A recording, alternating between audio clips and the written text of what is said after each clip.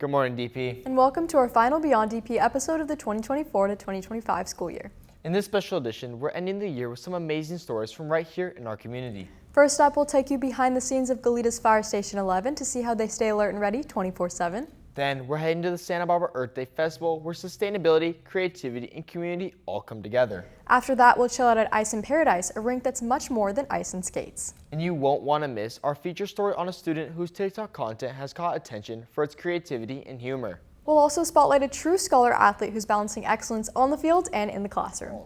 From first responders to future stars and everything in between, this episode is packed with stories worth watching. We're ready, and we hope you are too, to dive into it all one last time before summer break. That's right, Micah. Let's finish the year strong. So without further ado, I'm Micah Barnhart. I'm Sophia Pixley. We're going Beyond DP. And it starts now.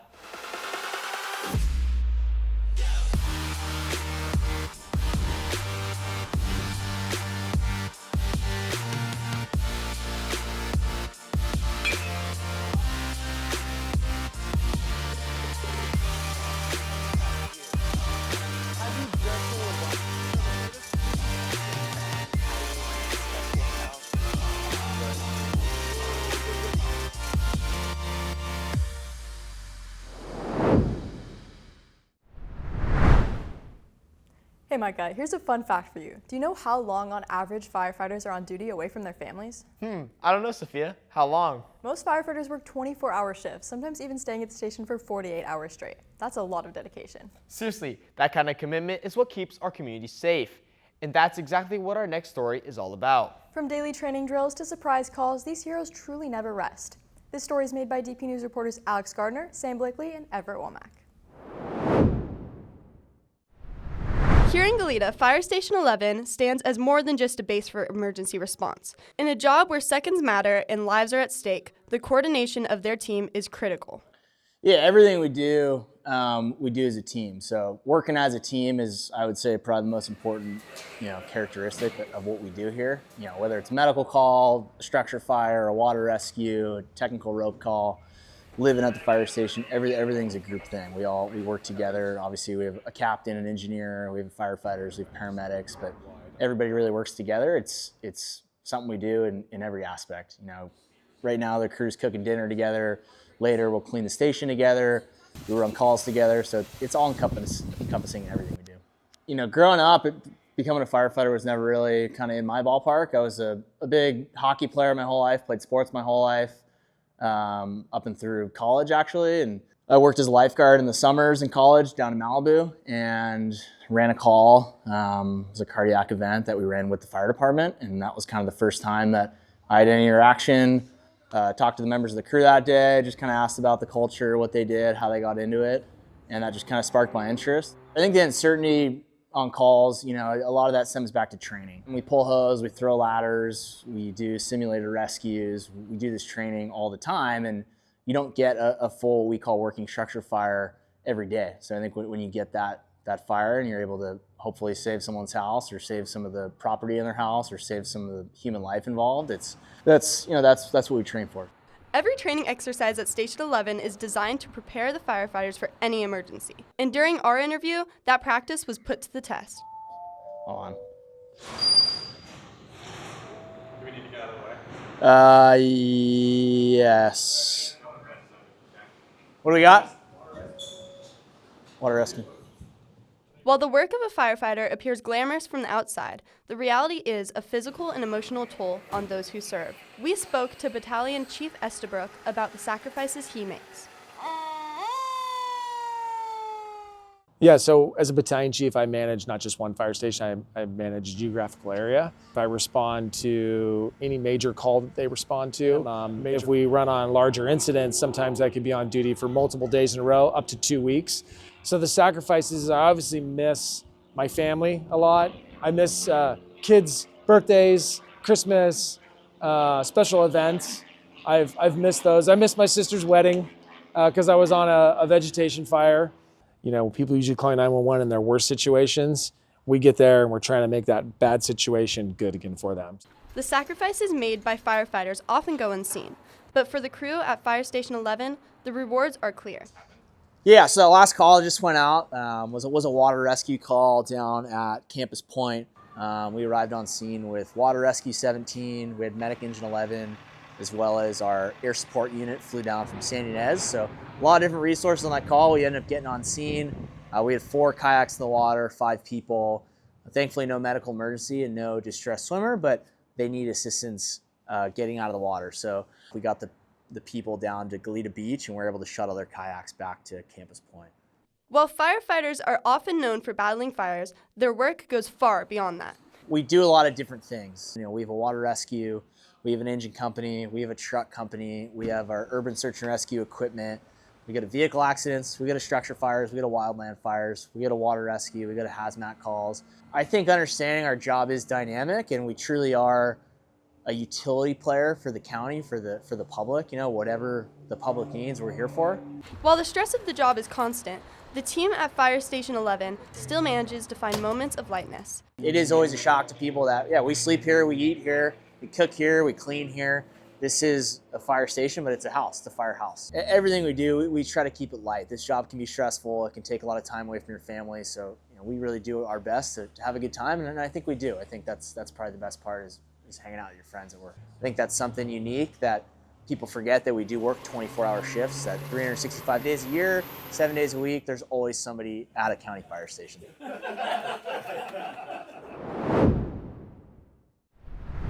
Wow, shout out to Fire Station 11 for all that they do. That was awesome. Yeah, it really puts things into perspective. Speaking of protecting things, how about protecting the planet?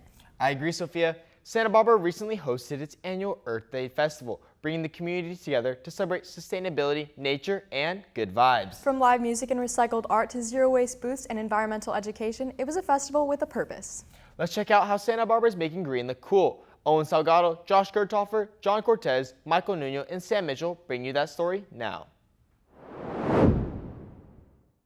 Here at the Santa Barbara Earth Day Festival, activists help spread awareness about pollution and what we can do to save our planet Earth.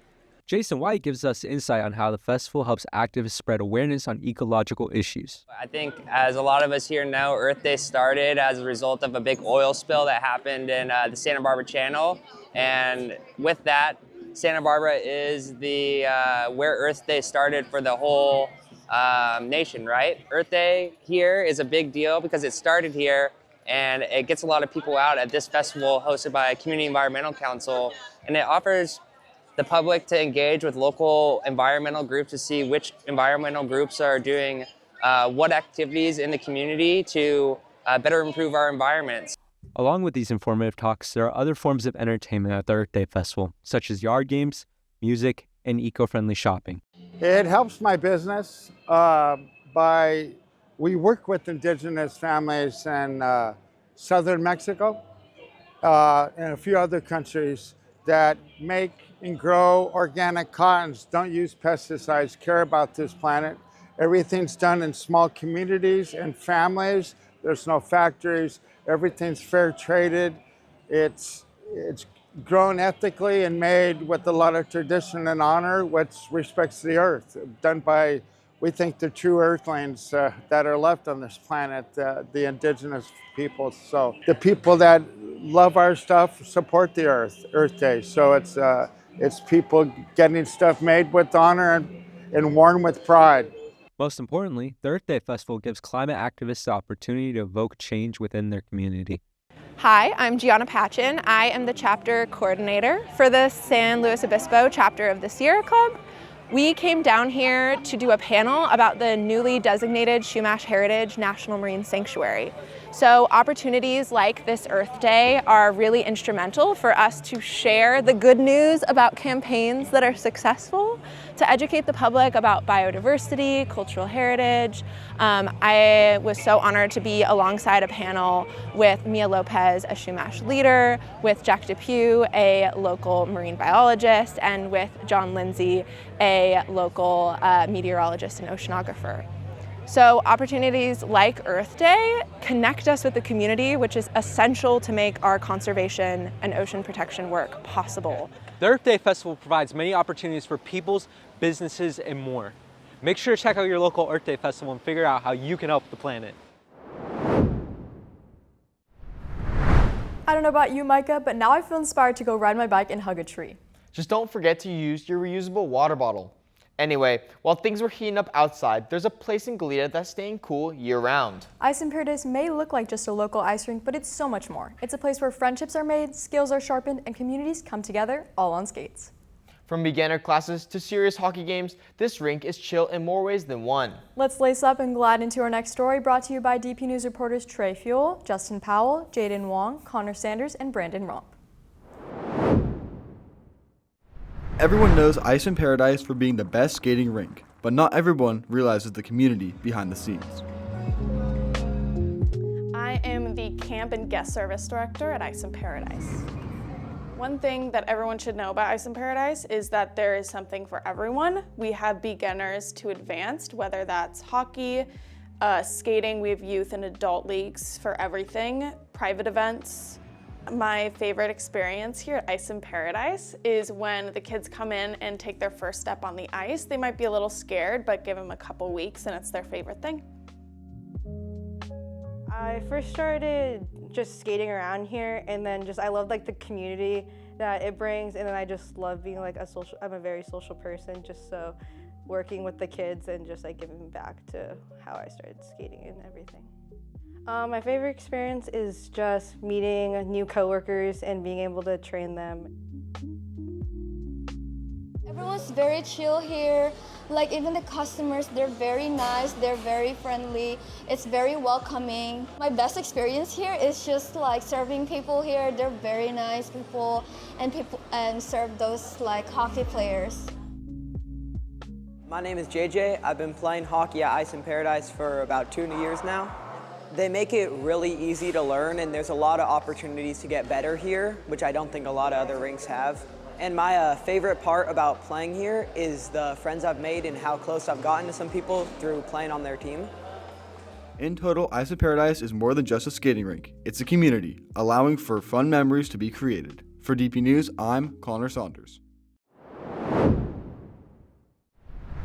Ice in Paradise really brings the community together. Totally. And speaking of bringing people together, have you seen how many people are tuning into Samuel's TikToks lately? Oh yeah, whether he's making people laugh with spot-on impressions or jumping on the latest trends, he's definitely found his voice online. But it's not about going viral. It's about creativity, self-expression, and making others smile. Let's take a scroll through Samuel's story with DP News reporters Diego Marin, Grant Nelson, and Micah Barnhart. Yo, what's up, guys? Everyone has their own way of creative expression. For DP student Samuel Perez, his is through TikTok.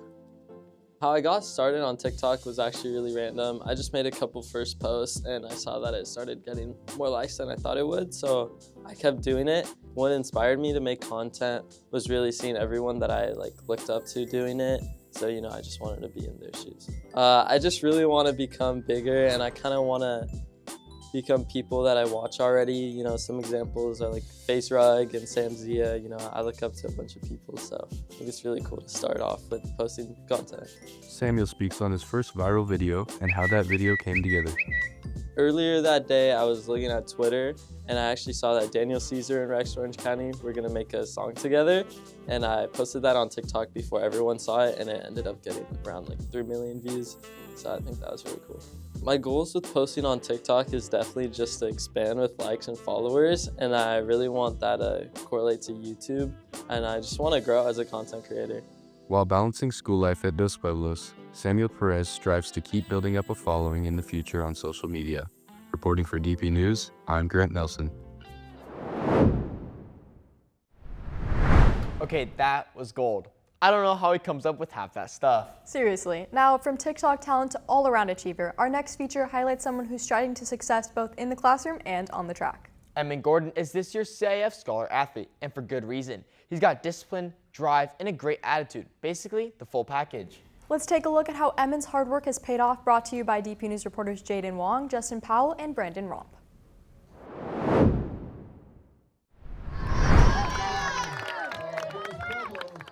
Dos Pueblos High School standout runner Emin Gordon added yet another award to his very long list of accomplishments this past month, being named CIF Scholar Athlete of the Year, making him just the second person in Dos Pueblos history to receive the prestigious honor, and the first since 2004 when Danny Beal won it. Pretty big honor for me, because I'd say that it really reflects on our histories of a school that we've had 2 people so far and the people around me, because I think that to achieve this award, it takes a lot of work from the people around you that help you out and support you. So I'm very proud for myself, but more importantly for DP as a school. I'd say that one of my proudest moments on the track was league finals last year, because it's always an honor when Dos Pueblos is able to host home cross-country meets. Emin's achievements speak for themselves, but the impact he's had on those around him tell an even deeper story. Probably one of the greatest examples of what we can have as a student athlete here at DP, not just in my sports, but in all sports. He's just a big role model for the whole team. I mean, we know that the stuff that he's done on the track, the stuff that he does off the track, and so it's not a matter of necessarily emulating, but it's a matter of understanding that he has done so much, and so we owe it to him to give our all during every practice. It's been a pleasure to get to coach Emin in cross country and track. From the first time I met him, I asked him, just take your teammates with you, because I knew he was going to go far. And sure enough, he's been right there with us every step of the way at the highest level, from winning the league championship here at home, both individually and as a team, all the way to the state championship, where he was with us when we took fourth as a team. He will be honored on May 29th in our state's capital, where he will receive a $10,000 scholarship. Congratulations, Emin, on such an incredible honor, and what a way to represent DP. For DP News has been Justin Powell reporting.